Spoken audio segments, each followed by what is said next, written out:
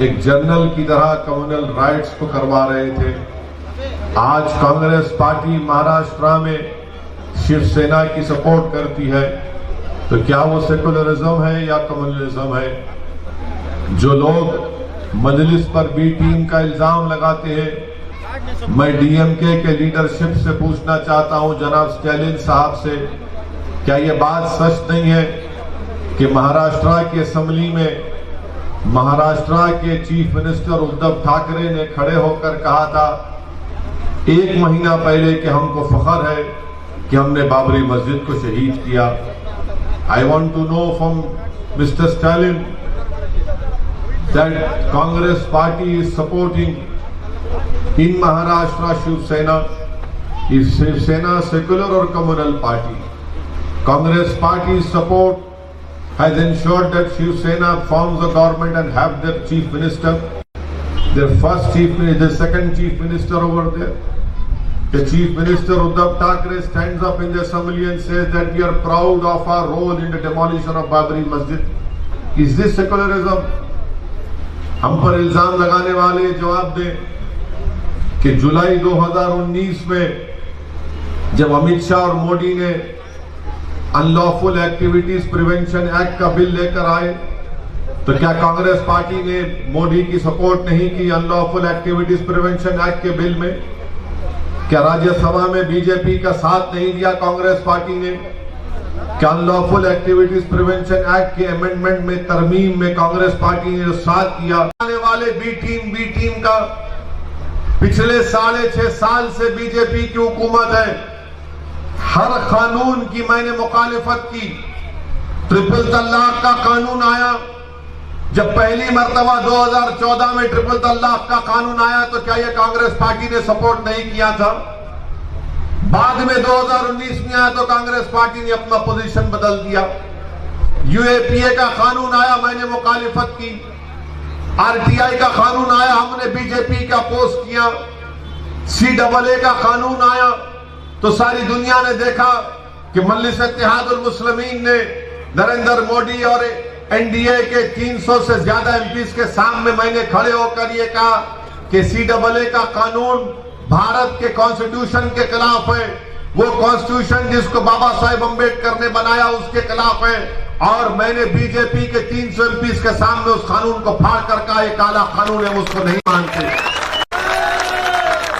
आप बताइए कि हर चीज में हम बीजेपी की मुखालिफत करते हैं, तो आखिर इनको गुस्सा क्या है? इनको गुस्सा यह है कि मजलिस इत्तेहादुल मुस्लिमीन कैसे इलेक्शन लड़ती है, मजलिस क्यों हमारे सामने खड़े होती है। ये चाहते हैं कि हम इलेक्शन ना लड़े, बल्कि मजलिस के खिलाफ इल्जाम लगाकर पैगाम आपको दे रहे हैं कि तुम कभी हमारे खिलाफ नहीं लड़ना, तुम्हारा काम हमारी गुलामी है, तुम्हारा काम यह है कि तुम अपनी आंखों को नीचे रखकर जैसा हुक्म दे तुम उस तरह से अपनी जिंदगी गुजारो। मैं आपसे कह रहा हूं मेरे अजीज दोस्तों, यहां से हम इलेक्शन लड़ रहे हैं, यहां से मैं हमारा कैंडिडेट वकील है। ये लड़ाई यकीनन हमारी पार्टी की, हमारे उम्मीदवार की है। यकीनन ये लड़ाई हमारी पार्टी की, हमारे अलायंस की लड़ाई है। मगर याद रखिए ये लड़ाई मुस्तकबिल की लड़ाई है। मुस्तकबिल की लड़ाई इसलिए कि कोई जिंदगी का भरोसा नहीं, कल आज मैं हूं कल नहीं रहूंगा, मगर मेरी कोशिश ये कि मेरी इस दुनिया से चले जाने के बाद भी आपकी आवाज, आपकी सियासी ताकत बरकरार रहे। और उस काम के लिए आपसे अपील करने आया हूं कि 6 तारीख के दिन आप अपना एक वोट जनाब वकील साहब के अपने इस्तेमाल करें। याद रखिए बगैर पॉलिटिकल आवाज के, बगैर पॉलिटिकल लीडरशिप के आपको कोई नहीं पूछने वाला है।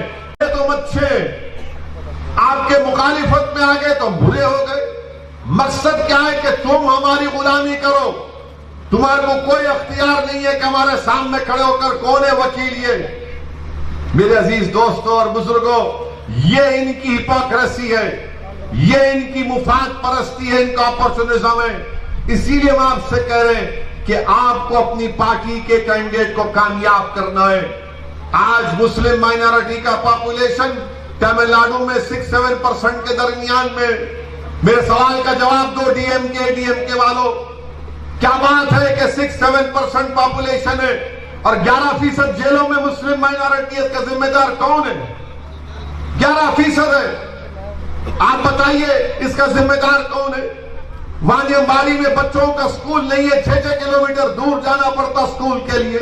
इसमें एक जलजला आ जाएगा, अर्थक्वेक आ जाएगा, और मुझे यकीन है कि इंशाअल्लाह ताला वो दिन आने वाला है। गुरूर और तकब्बुर करने वालों के दिन ज्यादा नहीं चलने वाले हैं। गुरूर और तकब्बुर के भरोसे पर जीने वालों के ज्यादा दिन खत्म होने वाले ज्यादा दिन नहीं चल सकते। इनको गुरूर और तकब्बुर है कि कोई नहीं हमारे सिवा। डराते हमको कि तुम हमको छोड़कर कहां जाओगे, हमको छोड़कर किसको वोट दोगे। कल तक डराते थे आपको, आज आपके दरमियान में सदुद्दीन ओवैसी आकर आपसे भीख मांग रहा है आपके इत्तेहाद की, आप मुत्तहिद होकर अपने वोट का इस्तेमाल करिए। कल तक डराते थे कि कोई आपके पास पॉलिटिकल अल्टरनेटिव नहीं है, आज आपके पास एक क्रेडिबल पॉलिटिकल अल्टरनेटिव है। आपके पास दिनाकरन का चेहरा है, कैप्टन विजयकांत का चेहरा है। ये इंडियन यूनियन मुस्लिम लीग के ताल्लुक से लोग मुझे बोलते हैं यहाँ पे मुस्लिम लीग का कैंडिडेट है। हाँ, मेरा पोजीशन ये है कि मैंने हमेशा कहा और आपसे वादा कर रहा हूं कि केरला में मैं कभी मजलिस इत्तेहादुल मुस्लिमीन को लेकर नहीं गया, ना कभी लेकर जाऊंगा इंशाअल्लाह ताला। हमको केरला नहीं जाना है। मैंने कहा कि आसाम में नहीं जाकर मजलिस को इलेक्शन लड़ूंगा। आसाम में बदरुद्दीन अजमल साहब वहां पर अपनी पार्टी को चला रहे हैं। मैं तो अल्लाह से दुआ भी करता हूं कि अल्लाह उनकी रियासत में उनको कामयाब कर दे। मगर यहां पर क्या मुस्लिम लीग में, आप बताओ, मैं मुस्लिम लीग के लोगों से तनकीद नहीं कर रहा हूं, मैं उनसे पूछ रहा हूं कहां आपके पास बनात वाला, कहां है आपके पास सुलेमान शेख, कहां ये लोग? बताओ आपके पास कहां चले गए ये लोग?